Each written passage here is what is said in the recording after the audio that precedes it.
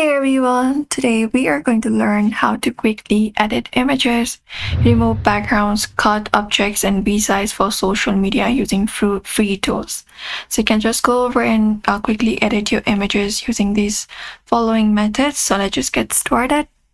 Head over and go to your browser, and once you go to your browser, you can go over to remove background. In order to remove your background, so we can use this following website if you'd like to remove a background. So once you reach over here, you can select this option for upload image. And here you can upload up your image that you would like to remove the background for and click on open.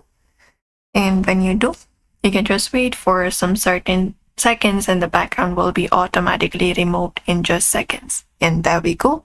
You can just go over and see the changes for before and after in order to look out for the changes.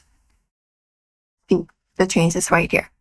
Once you're okay with the image, you can look out for cutout, background effects, etc. You can click on download and download the image. So we're gonna download it, and there we go. And in order to edit it out more, what we can do is we can go to canva.com. So head over to canva.com and you can edit and resize it in Canva now. So from here, what you may do is you can go over and upload the picture here, head over to create for that. And from create, you can go over to the custom size. You can select up your sheet here, for example, Instagram post, and choose up your dimension. Once you reach over here, you can upload the image. So if you would like to remove the image that you remove the background, you can select this option called upload and select the upload files option.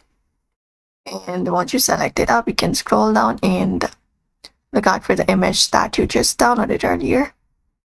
So I'll go over and look out for it and then upload it. So there we go. I'm just gonna go ahead and use this image right here that we uploaded earlier. You can go ahead and resize it according to your dimension size. There we go. And once you do so, once you're okay with it, you can place it and you can start editing it out.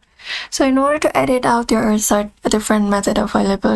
You can select the image and you can select this option called edit. And once you select the edit option here, you can start by applying filters and adding different options.